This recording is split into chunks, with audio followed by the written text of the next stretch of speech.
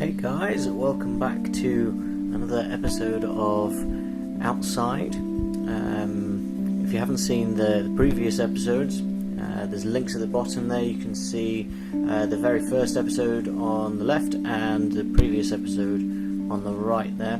So go and check those out, otherwise you probably going to be a bit stuck understanding what's going on here. So we're just going to jump straight into it. So my friend Dave's joined us, so we're just going to head down into town and have a look at sort of my local area. I don't live in a very big place. My homestead's quite rural, so there's not a lot going on here.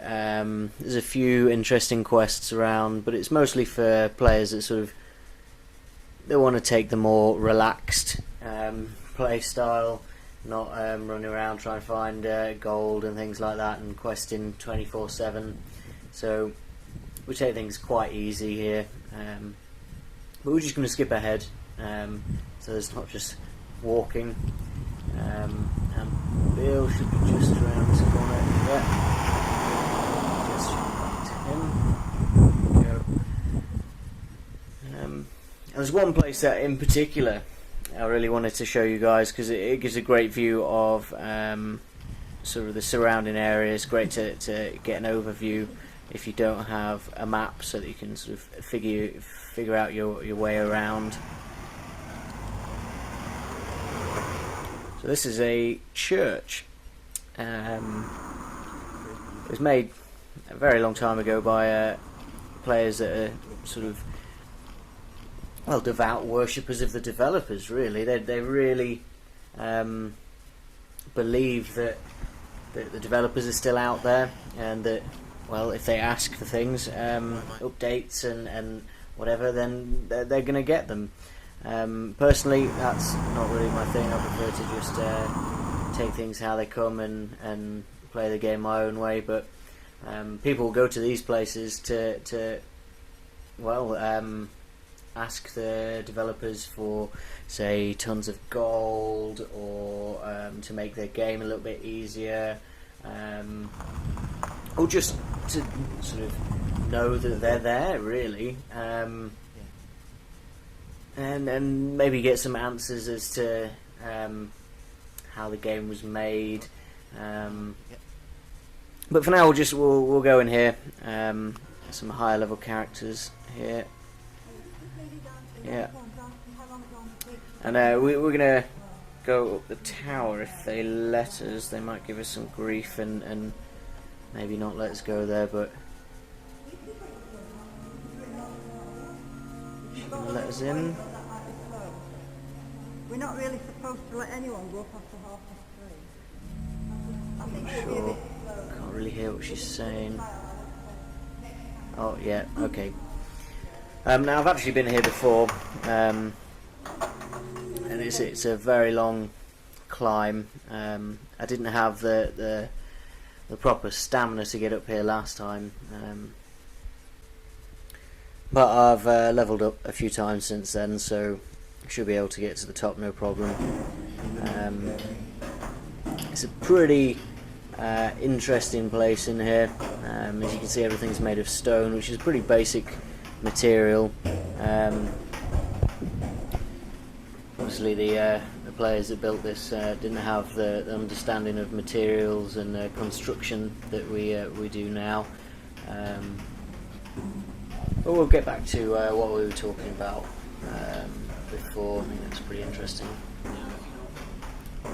Now, if you're not big on sort of researching the developers and things like that, and all the history of how the game was made, you can maybe join one of the science quest lines, which is pretty much devoted to sort of reverse engineering the game, figuring out how it was made, how it works, and maybe making it easier in the future, developing new items, new ways to make items, and usually right at the top of that quest line is the opportunity to make tutorials for the newer players, teaching a little bit about the physics in the game and how things work, how not to do things.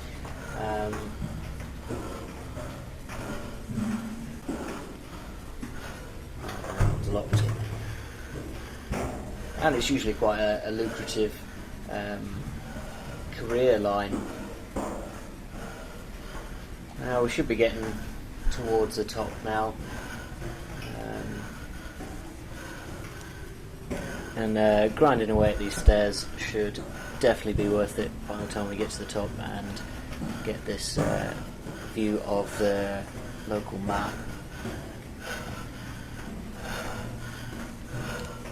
We should be able to see plenty of other players questing away down there, and probably some vehicles as well, but we'll see.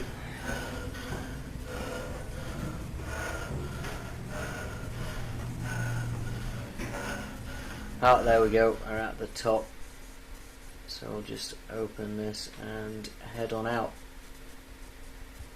And yeah, there you can see some of the local area.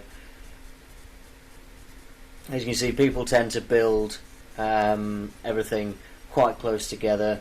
They don't like to be spread out too much. It's a strange phenomenon in this game, really, that everybody sort of builds everything together. I suppose it's because you need to be close to the resources which players bring in from the rest of the map. But you can see quite far here, and again, this is a tiny portion of the entire playable area.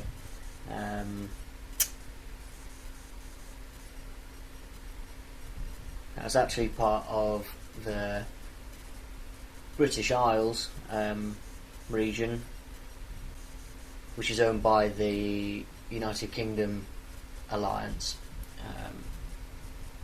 But there's lots of other different alliances, and they all have their own territories, and then within those alliances, potentially smaller alliances, like in the United Kingdom there's the Scottish Alliance, but they all fight for the same thing if needs be, but generally the big alliances like to avoid player versus player combat as much as possible, but it still happens quite often. Well, we'll call it a day there. So you've seen quite a bit of my local area, which was a lot of people were asking for, especially since we've only been in the garden so far. Again, if you like what we're doing here, then make sure you subscribe and like, comment to tell us what you'd like to see next, and by all means share.